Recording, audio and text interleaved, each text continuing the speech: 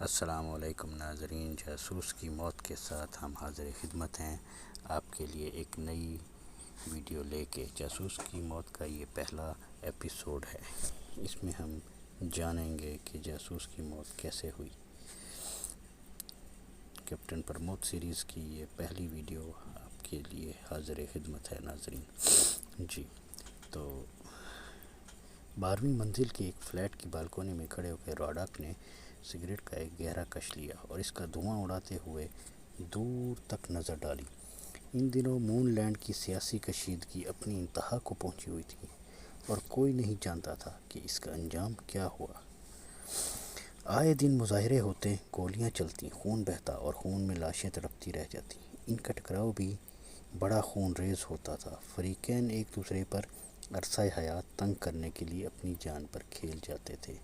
حکومت ان ہنگاموں کو ختم کرنے کے لیے انتہائی سخت اقدامات کر رہی تھی، لیکن اس کے باوجود بھی معاملہ دبنے کی بجائے اور ابھرتا چلا آ رہا تھا، جس کی وجہ سے برسر اقتدار طبقے میں بڑی بے چینی پائی جا رہی تھی۔ شاید وہ محسوس کر رہے تھے کہ کسی بھی وقت پاسا اتنی تیزی سے پلٹ سکتا ہے کہ پھر وہ حالات کی چکی کے دونوں پارٹوں میں پس کر رہ جائیں گے۔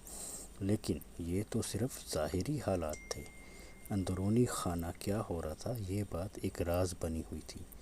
یوں معلوم ہوتا تھا جیسے مون لینڈ کی حکومت نے اس راز پر ایک طویل پردہ ڈال رکھا ہے۔ اگر کوئی اس پردے کے پیچھے جھانکنے کی کوشش کرتا تو اس کی لاش بھی کسی کو نہیں ملتی تھی۔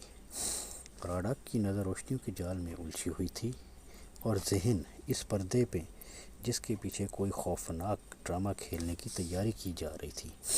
قرائن سے پتہ چلتا تھا کہ اس ڈرامے کا ڈائریکٹر رین گلف کا آمر مارشل ٹریلے ہے۔ اس لیے معاہدہ ڈو لیگ کے ممبر ممالک اس ڈرامے کی نوعیت جاننے کے لیے صرف بے چین ہی نہیں تھے، بلکہ یہ بھی چاہتے تھے کہ اس ڈرامے کو شروع ہونے سے پہلے ہی ختم کر دیا جائے۔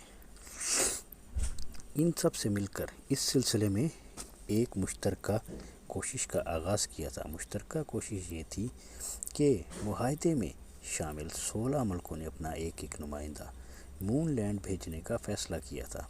راڈاک کو زائریکا کے نمائندے کی حیثیت حاصل تھی۔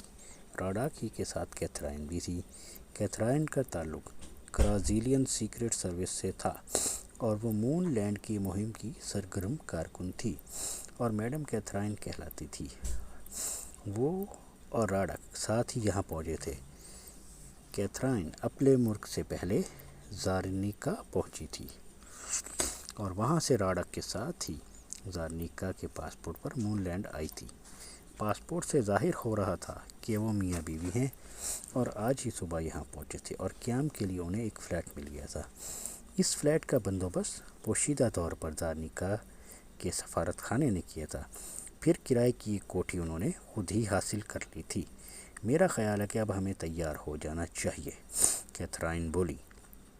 ہاں، راڈاک نے اپنی کلائی پر بند گھڑی میں اس وقت کو دیکھتے ہوئے کہا۔ ٹھیک 8:15 بجے ان دونوں نے فلیٹ کو چھوڑ دیا اور لفٹ سے نیچے آ گئے اور بلڈنگ سے اپنی گاڑی نکالی اور روانہ ہو گئے۔ ڈرائیونگ کیتھرائن نے سنبھالی ہوئی تھی۔ راڈاک اس کے برابر بیٹھا ہوا تھا۔ میرا خیال ہے کہ بلغاریہ اور جزائرستان کے نمائندوں کو زیادہ سے زیادہ کل تک یہاں پہنچ جانا چاہیے، کیتھرائن بولی۔ ابھی معلوم ہوا جانا ہے کہ وہ کب پہنچ رہے ہیں، راڈاک نے کہا۔ کیتھرائن کی نظر سامنے سڑک پر جمی رہی۔ کار تیز رفتاری سے فاصلے طے کر رہی تھی۔ ان کے ارد گرد ٹریفک کا ہجوم تھا۔ کاروں، ٹیکسیوں اور موٹر سائیکلوں وغیرہ کا ایک ٹھاٹھے مارتا ہوا سمندر تھا جو بہا چلا جا رہا تھا۔ میری خواہش ہے کہ بلغاری نمائندہ میجر پرمود ہو، کیتھرائن نے چند ثانیے خاموشی کے بعد کہا۔ کیوں؟ میں اسے دیکھنا چاہتی ہوں۔ کار اپنی منزل کی طرف بڑھتی رہی اور دونوں میجر پرمود کے بارے میں باتیں کرتے رہے۔ 8:28 پر کیتھرائن نے کار روک دی اور انجن کو بند کر دیا۔ راڈاک اس سے پہلے ہی اتر چکا تھا۔ پھر وہ بھی اتر آئی اور 20 پیسفل ریسٹورنٹ کے سامنے تھے اب وہ۔ دربان نے سلام کیا اور دروازہ کھول دیا اور وہ دونوں ریسٹورنٹ میں داخل ہو گئے۔ دائیں جانب نصف دائرہ نما کاؤنٹر تھا۔ راڈا کی نظر سب سے پہلے ادھر ہی گئی۔ کاؤنٹر کلرک سے اس کی آنکھیں چار ہوئیں۔ کلرک نے فوراً نظر جھکا لی اور دونوں ہاتھ اس طرح اپنے سر پر پھیرے جیسے بال درست کر رہا ہو۔ اب راڈک بھی دوسری طرف دیکھنے لگا اور وہ کیتھرائن ایک ایسی میز کی طرف بڑھ رہے تھے جو دوسری میزوں سے نسبتاً الگ تھی۔ بیٹھنے کے لیے کیتھرائن نے آہستہ سے پوچھا، کیا رہا؟ پیغام پہنچ چکا ہے، کلرک نے اشارہ دے دیا ہے۔ کیتھرائن مینیو دیکھنے لگی اور ویٹر ادب سے مظاہرہ کر کے کھڑا رہا۔ آرڈر لینے کے بعد وہ وہاں سے چلا گیا۔ کھانے کے بعد انہوں نے کافی بھی پی اور بل ادا کیے بغیر ہی اٹھ گئے۔ وہ سیدھے کاؤنٹر پہ پہنچے تھے۔ ان کے پیچھے پیچھے ویٹر بھی وہاں پہنچ گیا۔ راڈک نے ادائیگی کی اور کیتھرائن کی باہوں میں باہیں ڈالے دروازے کی طرف چل پڑا۔